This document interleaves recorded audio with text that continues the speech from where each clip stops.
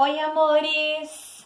Pronto para mais uma aulinha de ciências? Vamos lá? Quero você com o seu livro aberto nesse momento e muito animado. Tire tudo que possa estar tirando a sua atenção lá na página 139, A Ciência a Serviço da Saúde.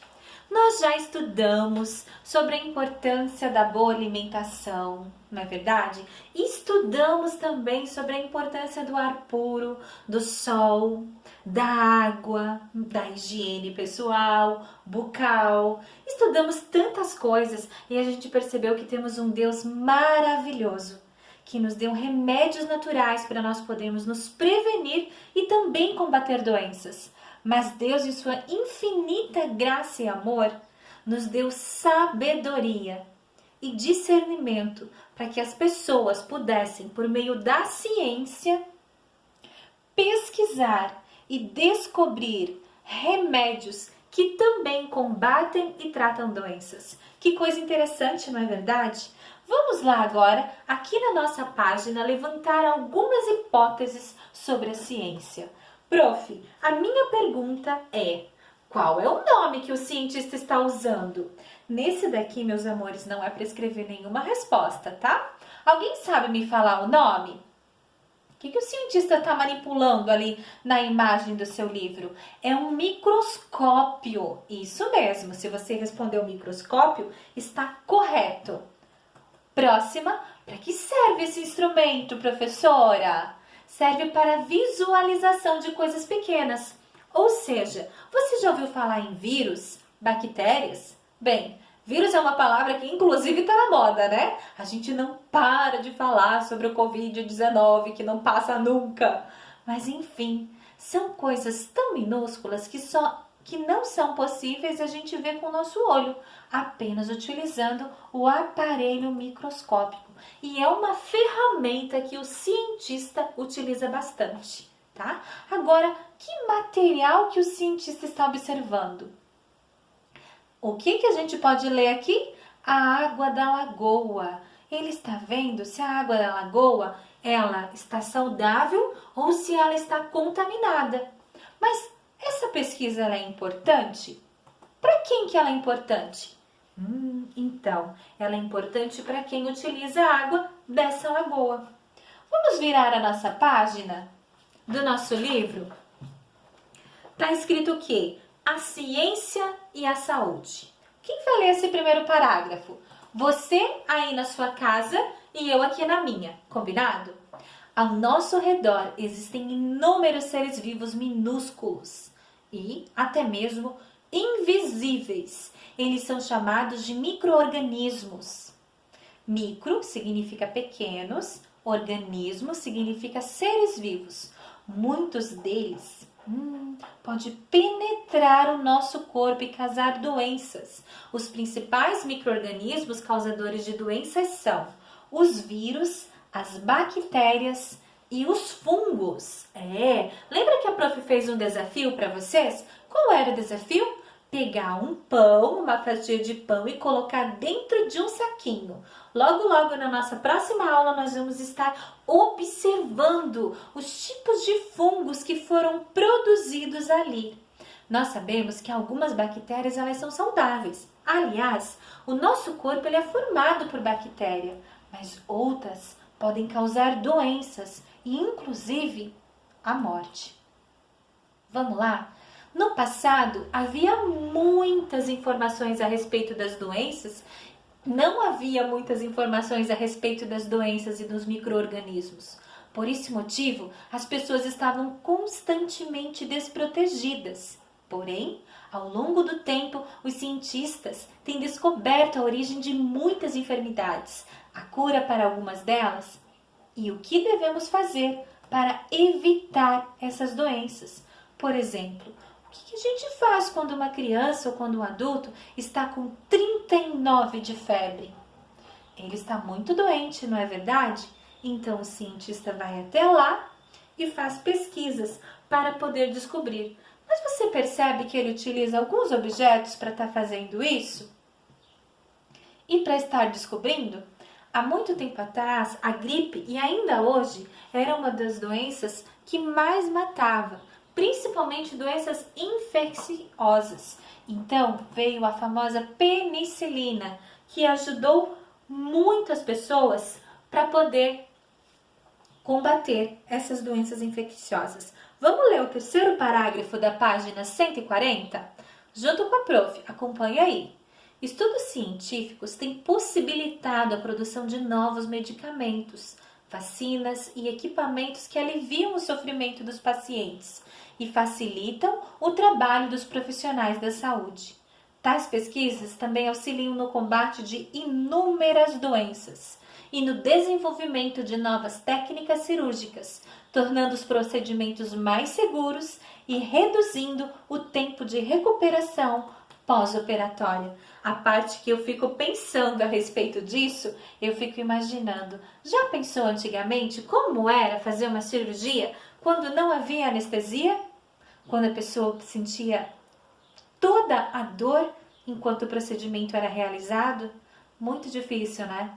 Já pensou se não existisse, por exemplo, remédio para dor de dente? E para dor nas pernas, que muitas crianças têm devido à dor do crescimento? Dores de cabeças e tantas outras coisas mais. Agora vamos lá. Estes são alguns dos instrumentos que ajudam os médicos em suas pesquisas referentes à saúde. Explique na linha abaixo, ao lado de cada imagem, a utilidade do respectivo objeto. Para que serve a balança, amores? É muito fácil, para medir o peso, ok? Para que serve o estetoscópio? Estetoscópio. Serve para ouvir o quê? O que a enfermeira está ouvindo ali do garotinho? O pulmão, as batidas do coração. E o termômetro serve para quê? Ele mede o que, o termômetro, amores? E o raio-x? Para que serve o raio-x? Para produzir imagens, não é verdade? Para a gente ver se a gente tem alguma fratura ou se tem algum problema no nosso corpo. Isso vocês precisam fazer, tá bom? Não esqueça de iniciar a sua frase com letra maiúscula e, claro, de colocar o ponto final. A gente acabou de perceber que um dos instrumentos mais importantes é o microscópio. Ele foi inventado por Hans Janssen e seu filho Zacarias, por volta do ano de 1590. Olha que coisa interessante, 1590, lá na Holanda.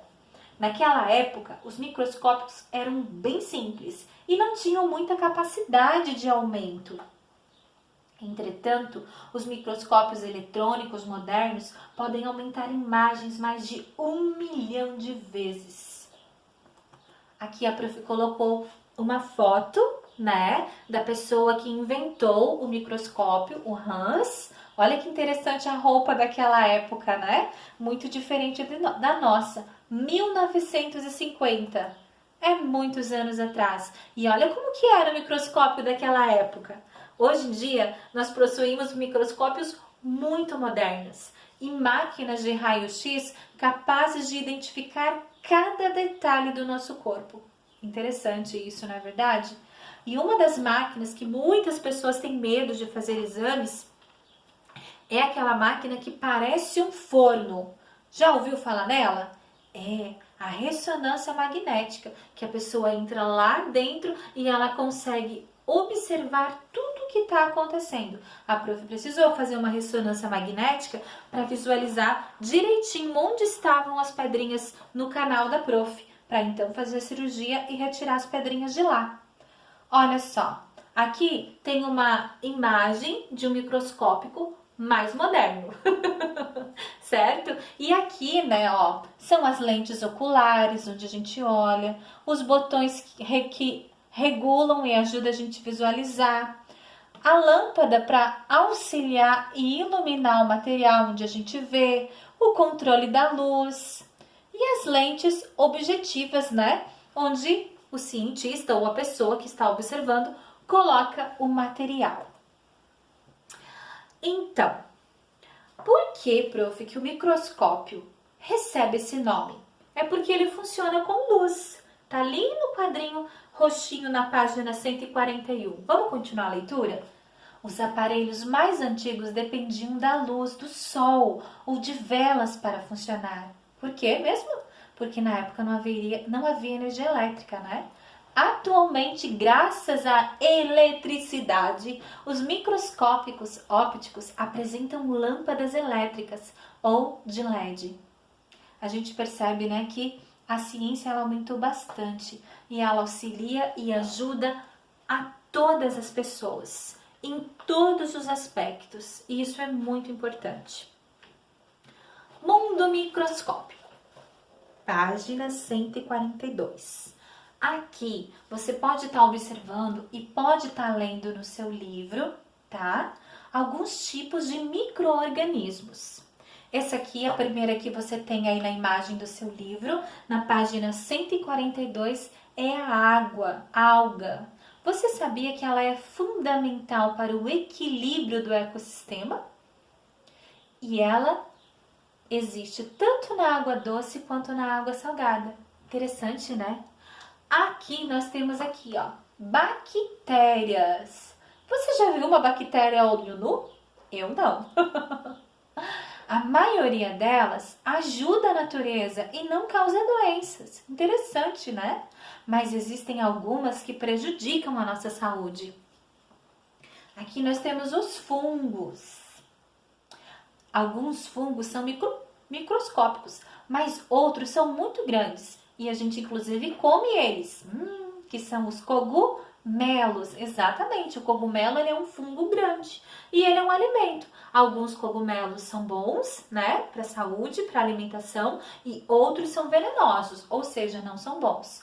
Esses fungos, eles podem ser encontrados em alimentos quando passam da data de validade, né, e também em frutas, enfim, muitas outras coisas. Protozoários. Nossa, o que são protozoários?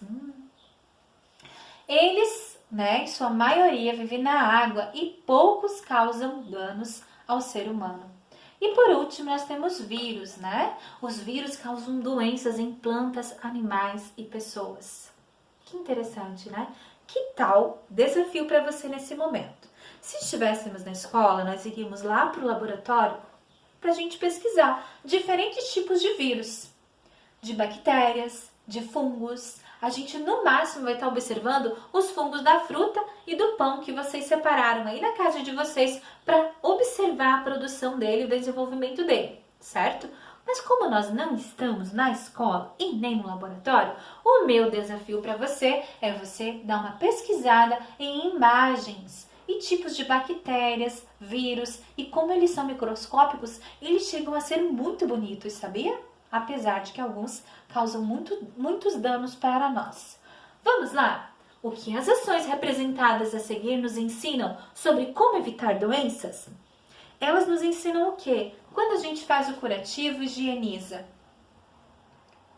Quando a gente toma banho e a gente limpa, o que elas nos ensinam? Quando a gente lava os alimentos ou lava as mãos antes das refeições. Então vamos pensar? Olha só, são respostas pessoais, mas são coisas que vocês não podem esquecer, ó.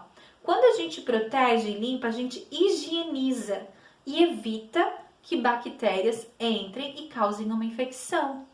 Quando a gente toma banho, a gente elimina odor, o cheiro ruim. Quando a gente lava os alimentos, a gente previne com relação a vermes, né? A lombrigas. E quando a gente lava a mão, a gente também previne o contato com vírus e bactérias que podem causar doenças, tá? São respostas pessoais, mas não esqueçam de cada detalhe que a prof colocou. Inclusive, se você quiser ir dando pause, é muito importante, tá bom? Lembre-se, a higiene ela é fundamental para a prevenção dessas bactérias, desses vírus entrarem no seu corpo e fazerem mal à sua saúde. Esterilização. O que é a esterilização, prof? Então, aqui você está vendo no seu livro uma máquina de esterilização pequenininho, né? E aqui está do lado. Por quê? Porque assim como nós precisamos fazer a nossa higiene com água e sabão, Os objetos que nós utilizamos também, porque eles também podem estar contaminados com vírus e bactérias. E graças,